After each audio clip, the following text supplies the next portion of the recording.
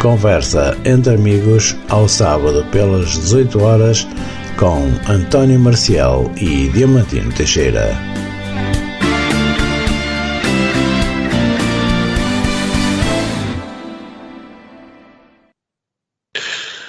Olá para todos, boa tarde, sejam muito bem-vindos a mais uma de conversa entre amigos.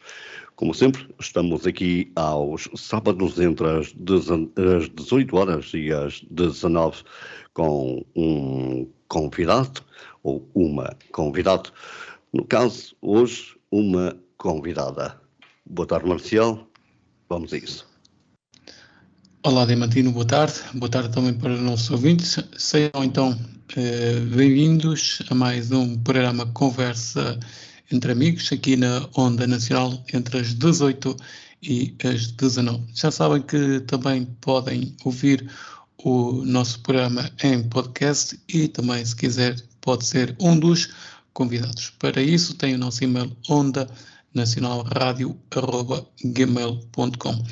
E hoje convidamos a Associação Bengala Mágica e quem vai estar connosco é a doutora Dídia Lourenço, presidente da Associação. Doutora Dídia, muito boa tarde. Então, quem é a Associação Bengala Mágica?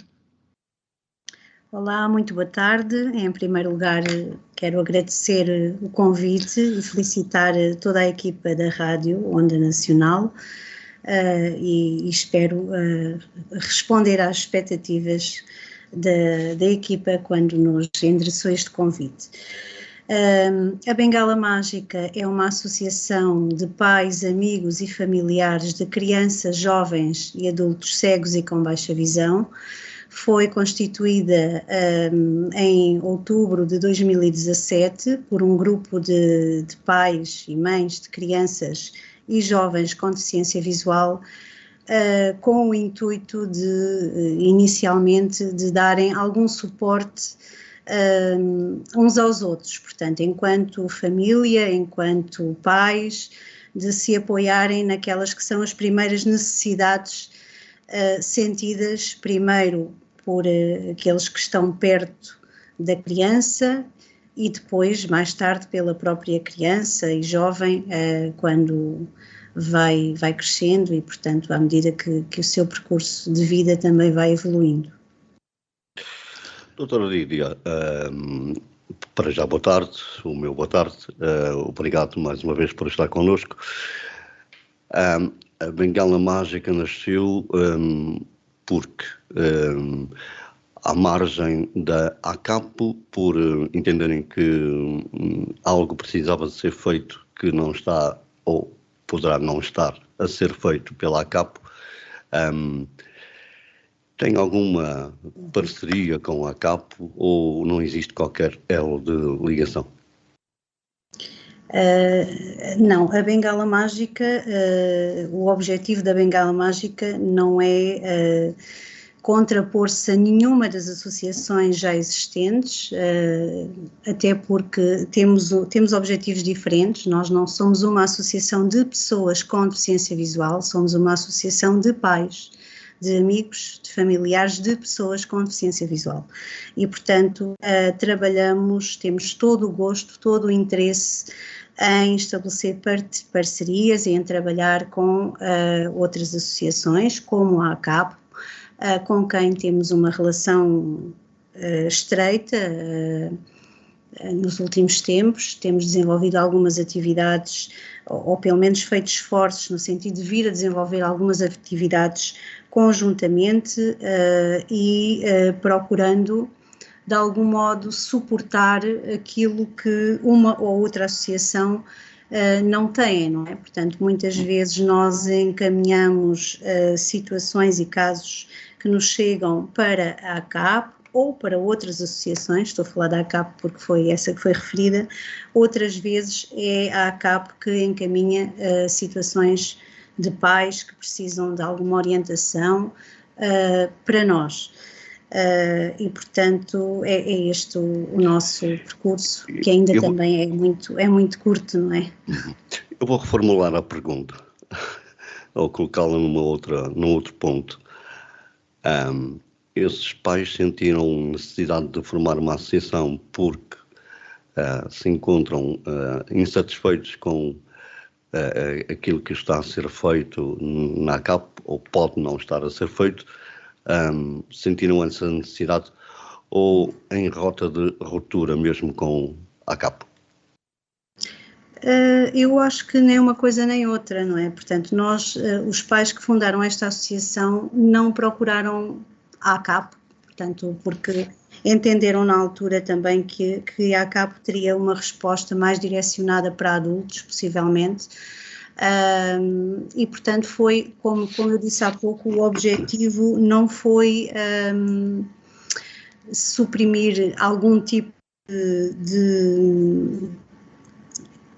de trabalho que não estivesse a ser feito, porque também não tínhamos conhecimento do trabalho que estava a ser feito. Portanto, falo aqui, grosso modo, da equipa do núcleo duro da Bengala Mágica, na altura os pais que a fundaram, e como disse, quando surgimos também não sabíamos muito bem ainda qual o rumo que íamos tomar, não é? Qual o caminho que íamos fazer, e na altura aquilo que quisemos mesmo foi darmos algum suporte em termos daquilo que eram as necessidades das famílias.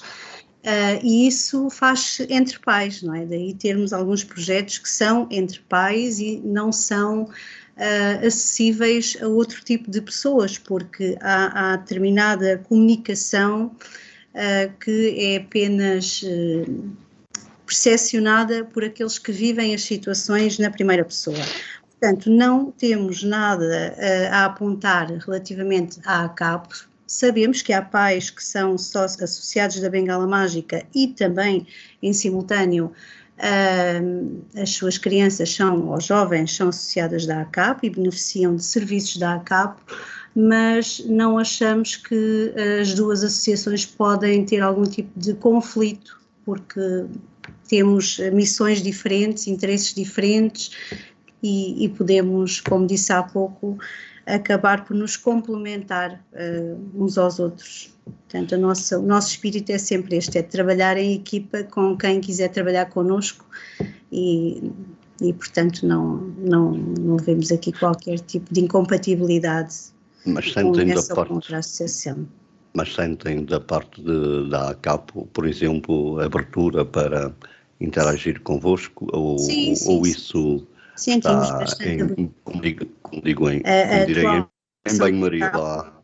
Com a atual direção da ACAP temos sentido muita abertura e temos conversado bastante e em cima da mesa a celebração de algumas...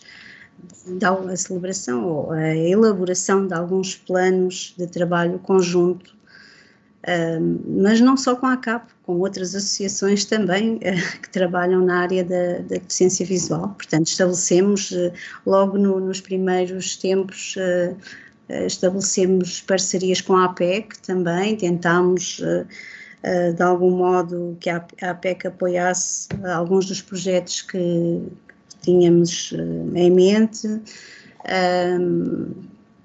com o CAIP-DV, que também é uma associação que, embora não seja direcionada apenas à deficiência visual, também tem uma parte muito importante de apoio a crianças no âmbito da intervenção precoce, também com o Centro de Reabilitação Nossa Senhora dos Anjos, a Iris Inclusiva. Portanto, no fundo, o interesse aqui é podermos trabalhar com todas as pessoas que têm os mesmos objetivos que nós, no sentido da missão desta associação, que no seu geral, em modos muito gerais, é naturalizar a condição da pessoa com deficiência visual e fazer com que a sociedade possa ver a pessoa que tem este tipo de deficiência não pela deficiência que tem, mas pela pessoa que é. E, portanto, todas as associações e todas as pessoas, instituições e entidades que tenham este mesmo objetivo estão, no fundo, convidadas a trabalhar connosco, e nós procuramos sempre também esse tipo de colaboração. Doutora Lídia, o que é que neste momento a Associação Bengala Mágica pode oferecer aos seus associados e utentes que frequentam a associação? Pronto, eu já vi aqui, eu estou a ver aqui na vossa página, já vi que vocês têm aqui muitas atividades, por isso a minha pergunta é mesmo essa. Claro. Pronto, então eu vou sintetizar aqui, talvez em 3 grandes áreas, aquelas que são as nossas atividades principais. Portanto, nós temos atividades no âmbito da cultura, do lazer, do desporto. Depois temos, esta é uma área, depois temos uma outra área no âmbito da formação e capacitação, não só de pais e familiares, como também de docentes e técnicos, professores e técnicos. E depois temos também uma outra área de atuação que tem a ver com a criação de recursos acessíveis a crianças e jovens. Atualmente, temos vários projetos que já iniciamos, alguns há 3 anos, outros há 2. Os mais relevantes são o grupo de autoajuda, que é um grupo de pais que é facilitado, mediado por 2 psicólogos sempre. Portanto, é um grupo que funciona mensalmente, em que os pais que assim o desejarem integram esse grupo e reúnem uma vez por mês com a presença de 2 psicólogos. Temos uma equipa de 4 psicólogos e eles depois vão se revezando, sendo que 2 destes psicólogos são também pessoas com deficiência visual. E este é um projeto que já tem sensivelmente 2 anos e que tem trazido aqui muitos frutos positivos para a associação, quer dizer, para os pais primeiro e depois também para as suas crianças e jovens. Depois temos um outro projeto a decorrer há 3 anos e 2 meses mais ou menos, que é o projeto da Filarmónica em Harmonia.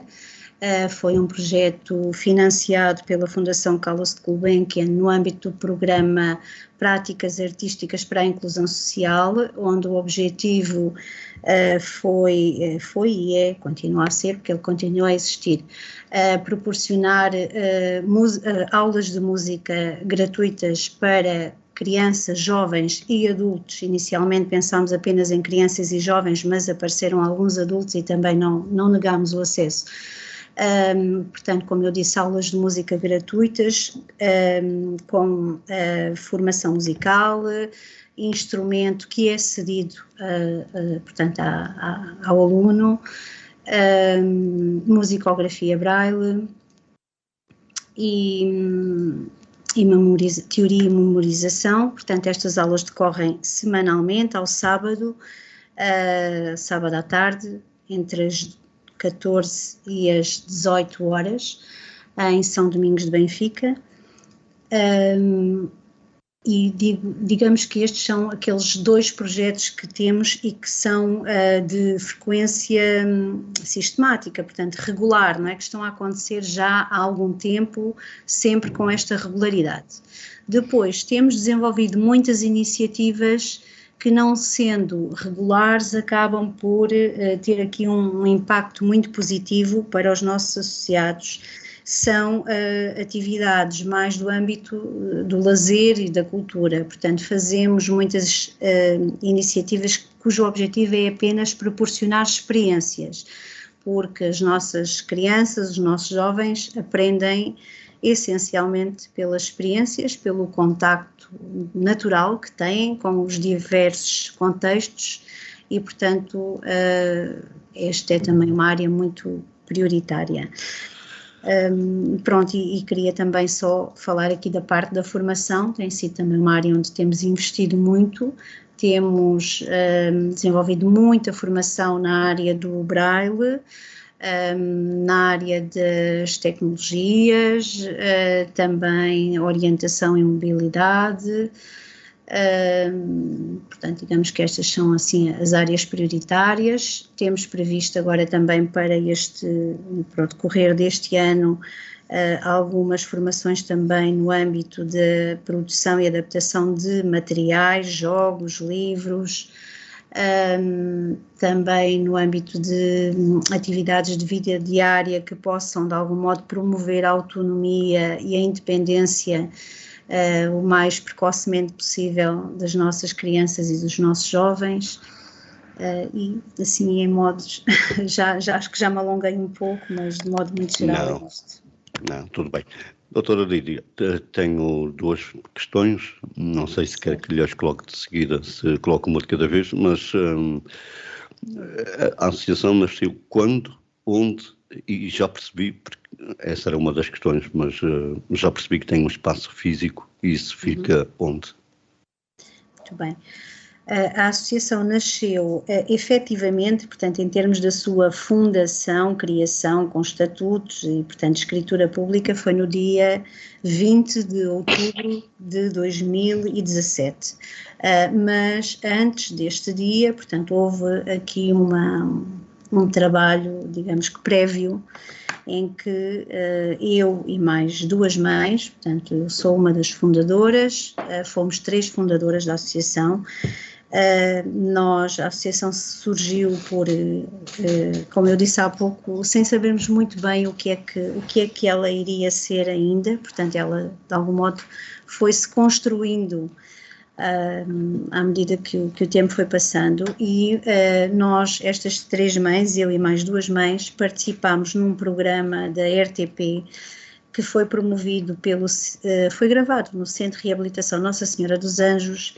E nessa altura conversámos, na sequência do programa, soube-nos bem aquele tempo em que estivemos juntas, em que os nossos filhos também puderam partilhar ali algumas experiências e conversámos que faria sentido fundarmos uma associação, portanto organizarmos, fazermos uma coisa mais formal. Nessa altura fizemos uma coisa muito básica, que foi a criação de uma página de Facebook em que lhe chamámos Bengala Cor-de-Rosa. E Bengala Cor-de-Rosa porque na altura uma das meninas, a filha de uma das fundadoras, usava uma bengala cor-de-rosa, achámos que era um nome engraçado e fizemos esta página com o intuito de irmos partilhando histórias dos nossos filhos, de coisas que eles faziam no seu dia-a-dia também, como é que eles tinham ficado com a cegueira, porque os 3 são cegos, e desta forma fomos chegando a outros pais, até que a certa altura já tínhamos um grupo de apoiantes bastante significativo e resolvemos marcar um encontro em Lisboa, num colégio, num sítio que nos cedeu o espaço, um encontro de pais e de familiares e lá está, de amigos. Portanto, nós dizemos sempre, no fundo, das pessoas que querem apoiar esta associação. Marcámos esse encontro, convidámos algumas pessoas para irem lá falar também, dar os seus testemunhos, tivemos um momento musical com o Sebastião Antunes e nesse convívio apresentámos o projeto da constituição da associação, que na altura ainda não sabíamos muito bem como é que se ia chamar, achámos que não iria ser Bengala Cor-de-Rosa, mas não sabíamos qual era o nome, depois o nome também surgiu logo imediatamente e começámos a trabalhar nos estatutos e em toda a documentação que é necessária para fundar uma associação. No dia 20 de outubro, portanto, fizemos a escritura da associação. Não tínhamos sede nessa altura, portanto estávamos, digamos que sediados na casa de uma das fundadoras, mas rapidamente também começámos a procurar um espaço e candidatámos a um programa também da Junta de Freguesia de São Domingos de Benfica, que nos cede até hoje um espaço, a Casa da Cidadania. É onde temos a nossa sede atualmente, e estamos também a aguardar neste momento uma outra delegação, digamos assim, em Palmela, também já está prometida, estamos apenas à espera que acabe as obras, visto que é um espaço que foi remodelado. Penso que respondi à pergunta. Sim, portanto, claro. quando e onde. Aqui cabe a minha segunda questão, que é: qual é a preocupação principal que os pais têm quando vos procuram? Muitas das questões dos pais, quando são crianças muito pequenas, por vezes há pais que nos procuram e que acabaram de ter os diagnósticos, e estamos a falar aqui de pais de crianças de meses. E aí, portanto, são medos, não é? São os receios de o que é que vem a seguir, que tipo de apoios podem ter, que tipo de respostas é que existem ou não existem. Pronto, e aqui, quando estamos a falar de crianças muito pequenas, são estas as preocupações. Quando falamos de crianças em idade escolar, e aqui temos muita gente a contactar-nos, são situações, por vezes, de inacessibilidade a materiais, de falta de respostas adequadas nas escolas, falta de apoios, falta de professores, livros que teimam em não chegar, pronto, é mais isto. Portanto, isto direcionando aqui para os pais, a maioria dos pais que nos preocupam e a maioria das preocupações. Obviamente que depois, à medida que vamos estreitando estes contactos com estes pais, vamos percebendo que há aqui outras questões, não é? Porque por vezes há preocupações que surgem porque os pais também, eles próprios, não estão ainda capacitados para eles darem a resposta, não é? A primeira resposta tem que vir sempre dos pais. Os pais têm que, depois de aceitar, têm que arregaçar as mangas. Os problemas vão surgindo, não é? Exatamente, e perceber que têm que agir, não é? Não podemos estar sempre à espera que seja o outro ou que seja a outra instituição a dar a resposta que nós tanto queremos, não é? Portanto, doutora Lídia, sim. Acha que ainda há muita falta de informação para os pais? Sim, eu acho que há falta de informação porque é assim, isto é uma realidade que só interessa a quem a vive, não é? Ou quem a vive na primeira pessoa ou quem a vive de perto. E, portanto, eu própria, antes de ser mãe de uma criança cega, sou professora de educação especial de uma outra área, trabalhava nas escolas, mas não tinha contacto com esta realidade, não é? E depois, só depois de sentir esta necessidade é que eu fui à procura. E, portanto, a falta de informação tem a ver com isso, com o facto de nós não ouvirmos regularmente falar destas questões na televisão, na rádio, e, portanto, não é algo que seja acessível, não é algo que seja conhecido, ainda é para muita gente,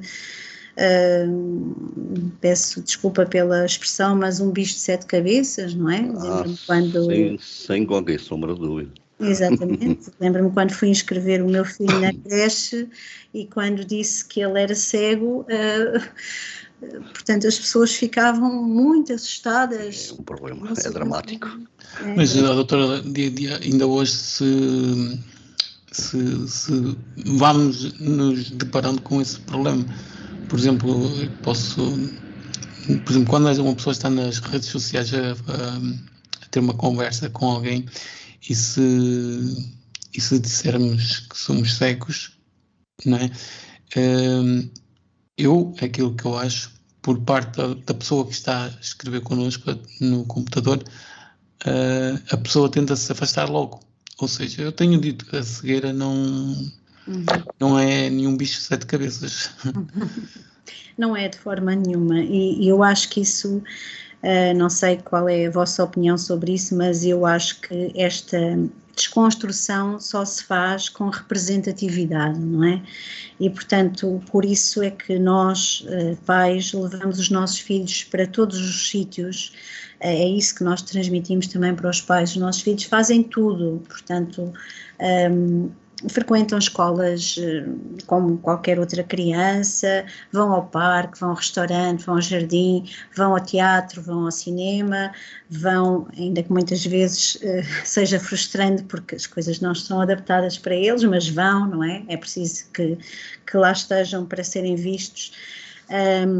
E é esta desconstrução só é feita com a presença deles. Portanto, eu tenho muito isso muito presente, porque na localidade onde eu vivo e onde o meu filho sempre esteve e sempre foi a todos os sítios e onde frequenta a escola, ele é conhecido e ele é visto como o Pedro, não como a criança cega, portanto toda a gente o conhece, ele tem muito à vontade para conversar com todas as pessoas, toda a gente o respeita, e é isto que nós queremos enquanto pais, é que o nosso filho não é o cego, não, muito menos o ceguinho, ele é... Doutora Lídia, acha que a sociedade em que vivemos ainda não está preparada para quando nós dizemos, nós somos cegos?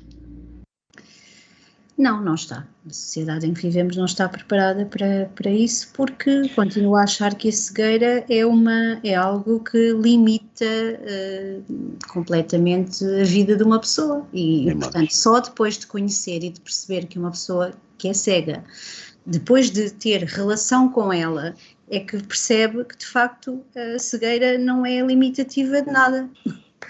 E portanto não está, a não ser as pessoas que convivem frequentemente com outras pessoas que têm este tipo de deficiência, todas as outras não sabem, não conhecem e, portanto, não estão preparadas. Com que apoios conta, antes de mais, quantos sócios tem a associação e com que apoios conta a associação? Em termos de número de associados, atualmente temos 180 e agora não consigo precisar, mas estamos perto dos 200, ainda não temos 200 associados. Que pagam uma cota de? 20 euros por ano. Uma cota de 20 euros por ano e esse é digamos que o sustento principal da associação. Depois temos apoios para alguns projetos, portanto este projeto da Filarmónica em Harmonia, que é um projeto que envolve aqui custos elevados, porque tem o pagamento aos professores de música, os instrumentos que são cedidos aos alunos. Como disse, foi um projeto financiado pela Fundação Carlos de Gulbenkian e teve também alguns apoios em termos de donativos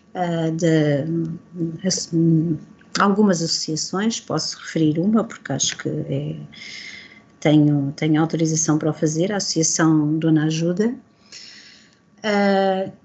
e depois os outros projetos, as outras iniciativas são iniciativas que vamos muitas vezes conseguindo fazer com a generosidade das pessoas, portanto temos esta facilidade de pedir... Chama das coisas pelos nomes, a Segurança Social entra aqui ou não está nem aí? Nós nunca pedimos nada à Segurança Social, nós não somos IPSS por opção, portanto para já não temos, portanto achamos que também não temos ainda dimensão para o ser. Portanto, estamos aqui ainda a tentar perceber qual é o percurso da bengala mágica. Para já não temos essa pretensão de ser IPSS. Temos conseguido alguns apoios, como disse, através de projetos. Temos pessoas que têm feito donativos, pessoas individuais que têm ajudado a associação. Temos algumas outras associações, como a Dona Ajuda, que também têm feito alguns donativos. e tem sido suficiente porque o nosso objetivo também não é ganhar dinheiro, não é? No fundo aquilo que nós pretendemos é conseguir ir fazendo as nossas atividades e pagando as nossas contas, não é? Porque temos contas a pagar, obviamente, e há despesas e há atividades que têm custos, mas para já não temos nada a ver com a Segurança Social. Portanto, a Segurança Social faz todos os pais que têm crianças com esta ou com outra deficiência, recorrem à Segurança Social para ter os apoios a que têm direito, mas isso é algo que é individual e não tem a ver com a associação. Doutora Dídia, qual o orçamento da Associação Bengala Mágica? O orçamento anual? Eu isso agora teria que olhar aqui para o nosso... Mas mais ou menos? Mais ou menos. É assim, isto acaba por ser... é porque no nosso orçamento temos aqui a questão do projeto da Filarmónica, que tem aqui custos bastante elevados e, portanto, isso vai já aqui, de um modo geral, encarecer ou aumentar aqui o orçamento. De qualquer modo, eu gostava de dar aqui um valor exato e por isso estou a olhar aqui para o meu computador, porque apresentámos contas há pouquíssimo tempo em termos do orçamento para 2023 e portanto isto é público, não é? Portanto posso dizer que em termos de receitas para este ano prevemos 6.450 euros, em termos de despesas 1.987 euros. Já não é mau, Não é mau. Quando a despesa não supera... Exatamente. Já não é mau. Não é mau. E depois, pronto, temos aqui a parte, como disse também, do projeto da Filarmónica, que de facto isto é um financiamento à parte e portanto... A associação conta com funcionários em termos de voluntariado ou são remunerados, digamos? Digamos que a associação não tem funcionários, portanto todos os elementos são voluntários, com a exceção de mim própria. Portanto, eu neste momento, desde setembro de 2022, estou em regime de mobilidade estatutária, ou seja, eu sou a funcionária do Ministério da Educação e, através de um protocolo que temos com o Ministério da Educação, eu fui cedida para desempenhar funções de assessoria técnico-pedagógica à Bengala Mágica.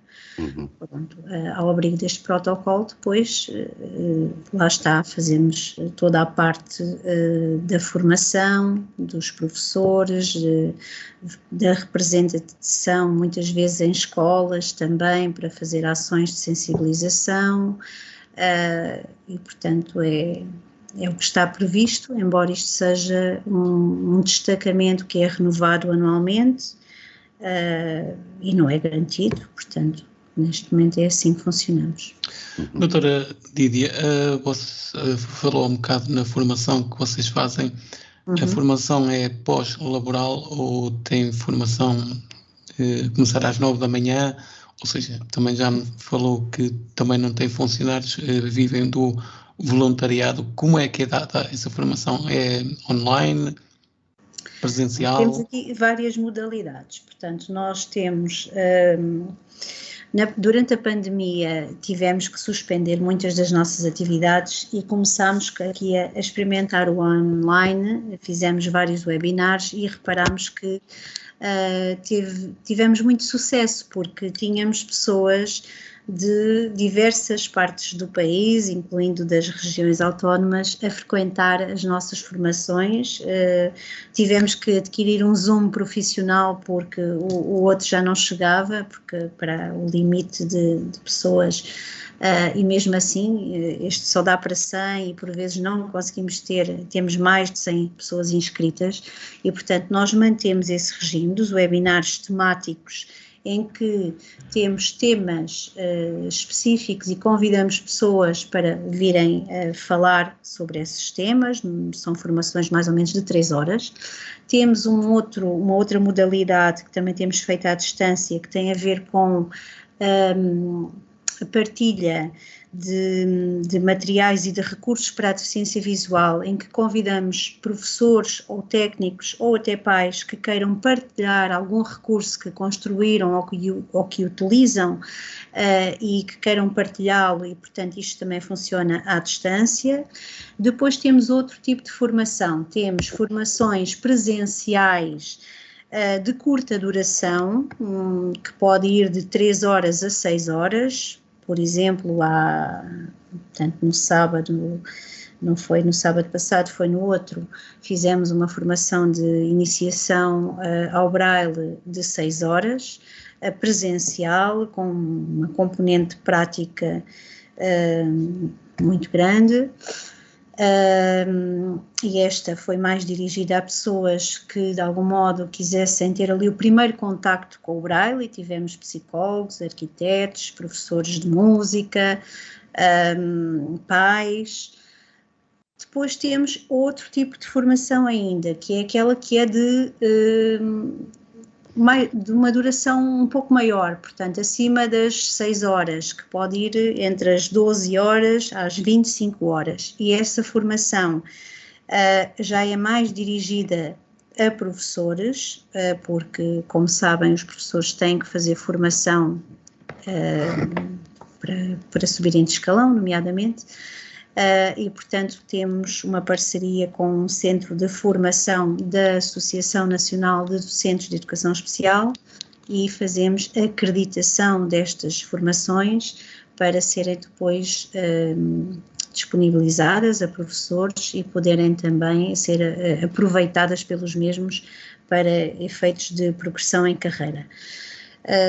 E é mais ou menos isto. Portanto, normalmente em termos de dias, nós aqui variamos, mas preferencialmente as formações que são para pais ou para familiares são maioritariamente ao sábado.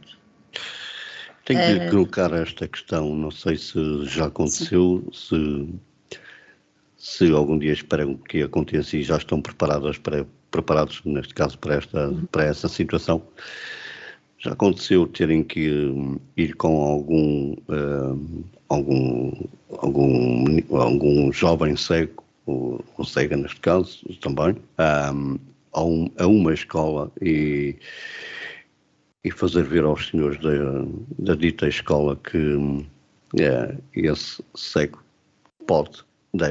tem que ser devidamente integrado. Sim, posso referir, já aconteceu, portanto nós temos também pais que nos pedem ajuda nesse sentido. Vou dar um exemplo de uma situação que aconteceu há relativamente pouco tempo, em que temos uma criança que mudou de contexto, portanto estava no primeiro ciclo, transitou para o 5º ano, está numa escola nova, não conhecia, uma criança com baixa visão, e onde os professores não estavam preparados, não é uma escola de referência, e os professores alegavam que não tinham formação para integrar e para trabalhar com esta criança. Então os pais pediram ajuda, nós contactámos a direção, disponibilizámos-nos para ir à escola, para dar formação aos professores, para estar em constante agora falta-me a palavra, peço desculpa, interação com o grupo de professores, também para os podermos ajudar sempre que se sentissem necessidade, e portanto estamos aqui neste apoio. Por vezes, quando as escolas não têm esta abertura, também acontece, muitas vezes os pais oferecem esta ajuda, nós oferecemos ajuda e as escolas bloqueiam, portanto não querem. Aí nós também ajudamos os pais a fazer queixa, não é? Portanto, a exporem as situações a quem de direito, nomeadamente a Inspeção Geral de Educação, também tem acontecido. Eu tenho que dizer isto porque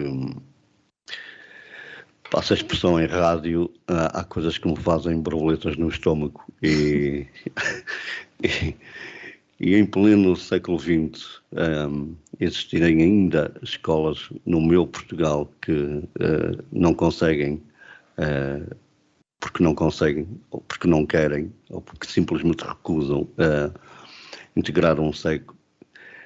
Eu direi que, enfim, Portugal no seu melhor, é de bradar aos céus e esperar que lá em cima alguém nos ouça, não é? Porque no meu tempo de escola, e eu passei por essa fase, como muitos de nós passamos, felizmente não passei pela fase de não me quererem, mas nessa altura se calhar compreendia-se que um cego tivesse alguma dificuldade em ser integrado num ensino perfeitamente normal.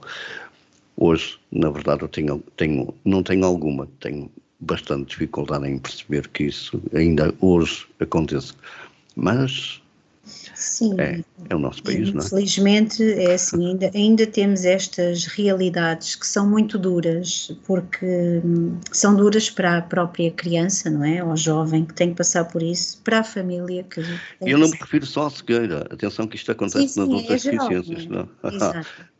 Nas outras deficiências então... Em qualquer... Pronto. Eu acho que aqui nós felizmente somos um país que atualmente somos pioneiros em muita legislação que promove a inclusão, portanto, legalmente estamos aqui no topo, portanto, as pessoas têm, as escolas têm a forma de promover a inclusão, o que ainda não existe, e lá está, a inclusão não se faz por decreto, não é? A inclusão faz por conhecimento e por sensibilidade, e por vezes há uma grande resistência. E acha que havia necessidade de fazer por decreto? E não acho que não se consegue, porque o decreto já existe, não é? Aqui, o problema é esse, é que não havendo vontade, mas isto tem muito a ver com uma cultura que nós ainda temos, não sei se somos só nós portugueses, se é aqui, não sei, eu acho que isto por vezes... Não somos só nós. Mas é por isso que os vizinhos aqui do lado nos passam a perna, não é? E é pôr sempre o problema, portanto, é muito mais fácil nós encontrarmos obstáculos do que encontrarmos soluções. E eu muitas vezes deparo-me com pessoas que para cada solução encontram um obstáculo. Portanto, em que eu estou a dar uma solução, digo, olha, então vamos tentar assim, e a pessoa já está a ver o problema, então, mas assim depois, digo, então e se fizermos assim? Mas assim depois, e, portanto, eu acho que é isto, é esta cultura de não tentarmos perceber, bem, temos aqui uma situação que de facto é desafiante, não é? Para quem não conhece, para quem não está familiarizado, é desafiante, mas então vamos ver como é que vamos ultrapassar estas dificuldades, quem é que nos pode ajudar, quem é que vamos recorrer, e por vezes as próprias crianças e jovens que têm deficiência visual, elas próprias ensinam. Se as pessoas tiverem essa disponibilidade e se as ouvirem, não é? Se as ouvirem, se estiverem com elas, se lhes dedicarem algum tempo, passado pouco tempo de convivência, já sabem como agir, e isto é muito natural, eu vejo isto nos contextos mais naturais.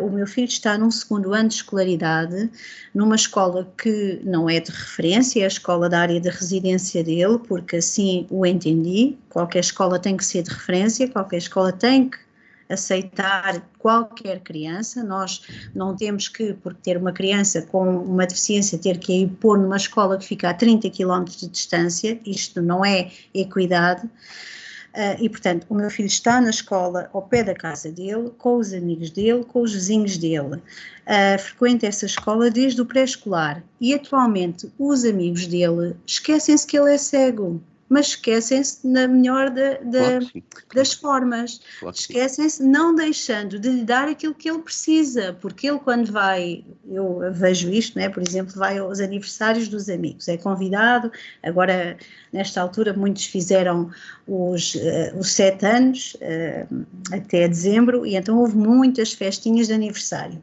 E eu chego lá e eles vão ter com ele, eles sabem que para ele ver as coisas precisam de lhes pôr as coisas na mão, põem-lhe as coisas na mão. Houve uma festa que tinha piscina, imediatamente os colegas foram buscá-lo, levaram-no para a piscina, brincaram com ele, e eu penso assim, bem, isto é tudo natural, ninguém ensinou estas crianças a fazer isto. É uma lição aos adultos, não é?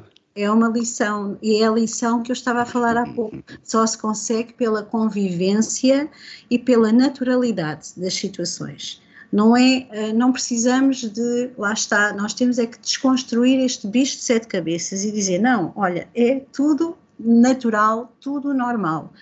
Por isso, quando alguém às vezes começa a falar com as nossas crianças, achando, então, com certeza que vocês também já passaram por isso, não é? Por vezes a falarem mais alto ou a falarem como se a criança não estivesse a perceber.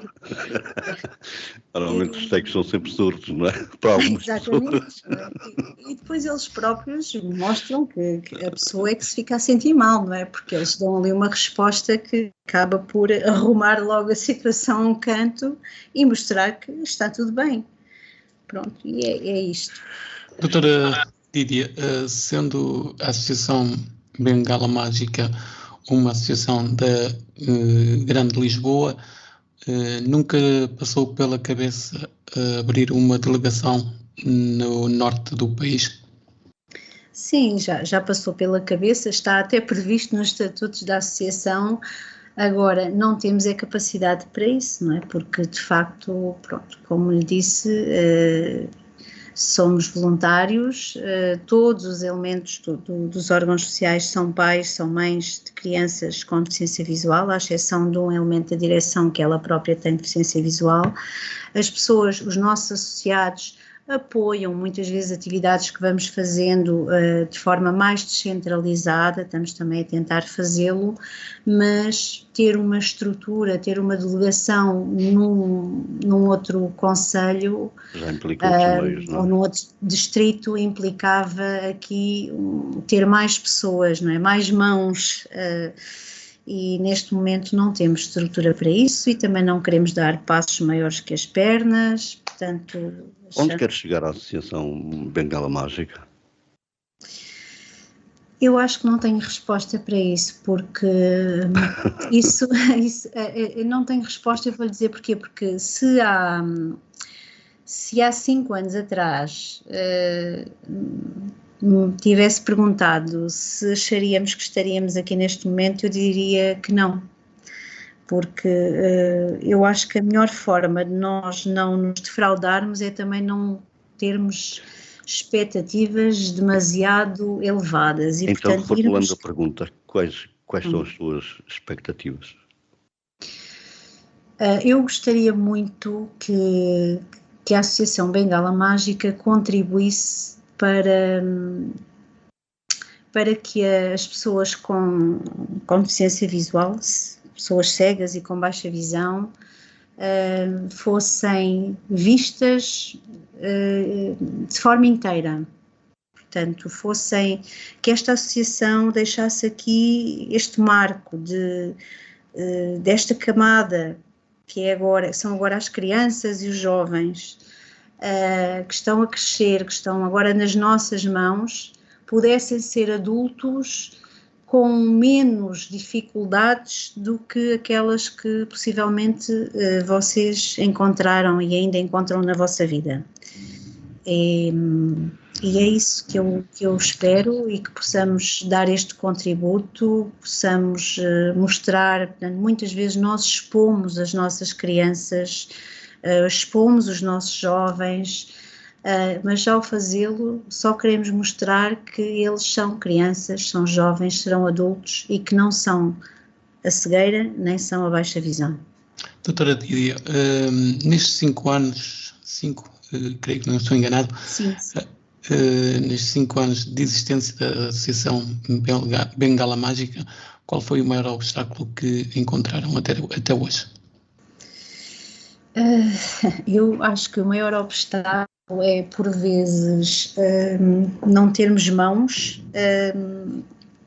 o trabalho que nos vai aparecendo, ou seja, nós estamos a ganhar alguma visibilidade, frequentemente todos os dias há telefonemas, há pedidos, há projetos e nós não conseguimos responder, e este é um obstáculo, envolver mais, porque é importante dizer isto, nós contamos muito com pais, mas os pais também estão muito sobrecarregados, não é? Porque estas crianças, estes jovens têm muitas atividades,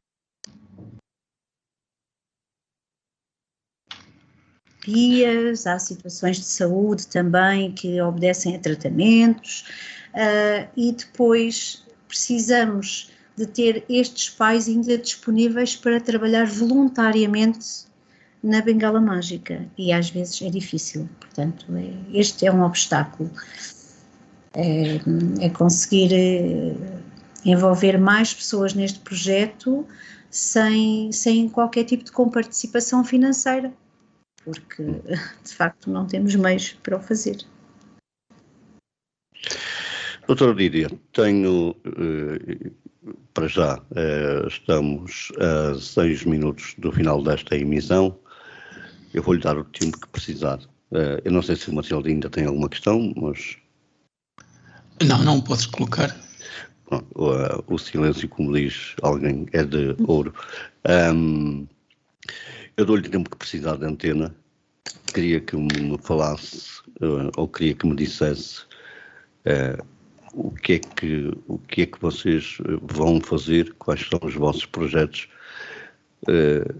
qual uma decepção que possa encontrar ao longo deste caminho de 5 anos e um orgulho que possa encontrar ao longo destes 5 anos. Ok. Quem é que decepcionou a associação e qual o vosso maior orgulho nestes 5 anos?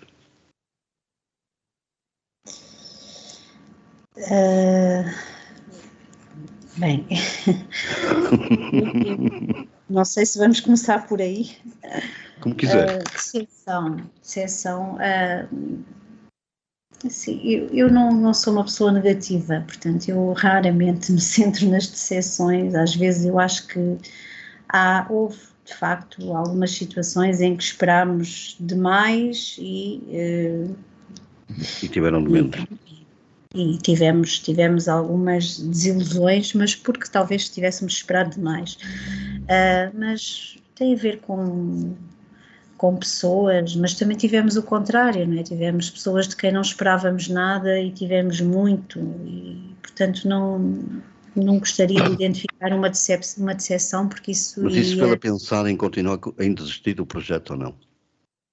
Não percebi.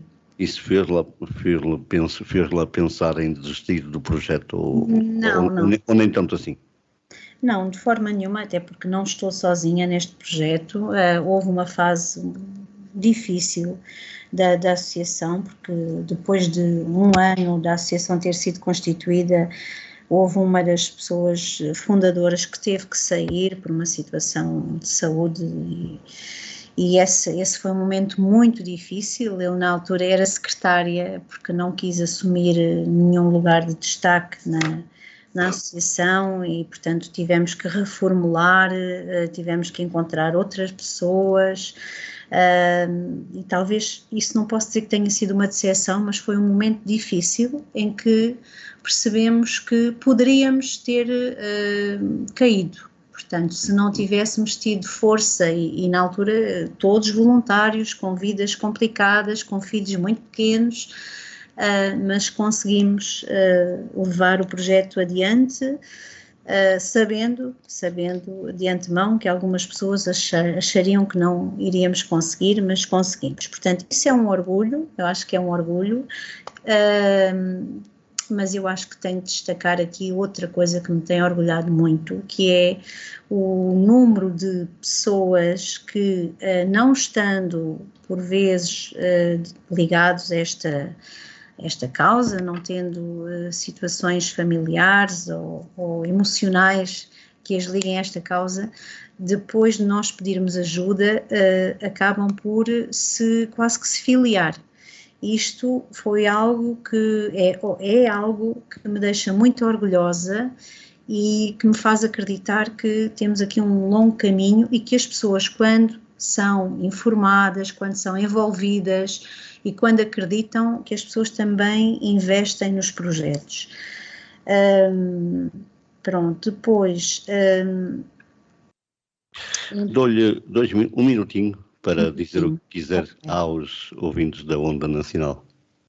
Pronto, então eu ia pedir apoio, não é? Ia pedir que nos seguissem nas nossas redes sociais, Facebook, Instagram, temos também uma página online que por acaso não está assim muito quer dizer, vai estando atualizada através do Facebook, mas pouco mais, não temos forma também de o fazer. Pedir que apoiassem a Bengala Mágica, dizer também a todos os ouvintes que se tiverem ideias, se tiverem algo que possam acrescentar a esta nossa associação, que partilhem connosco, entrem em contacto connosco, associaçãobengalamágica@gmail.com. E pronto, não temos tempo mesmo para mais, tem que ser mesmo as despedidas. Muito obrigada, Marcial, então, por esta oportunidade. agradeço à doutora Dídia. A partir de hoje também eu sou fã da Bengala Branca. Um abraço a todos. Bengala Mágica, Bengala Mágica. Bengala Mágica, exatamente. Espero conhecer-vos em breve pessoalmente. Claro que sim. Marcial, as despedidas, rápido. Então eu despeço-me de todos os nossos ouvintes, também da nossa convidada, e já sabes, estamos de encontro marcado de hoje 8 dias às 18 horas com mais um convidado. Boa noite. Obrigado, um abraço. Boa tarde. Muito obrigado. Obrigada, Deus, boa tarde. Este bom fim de semana.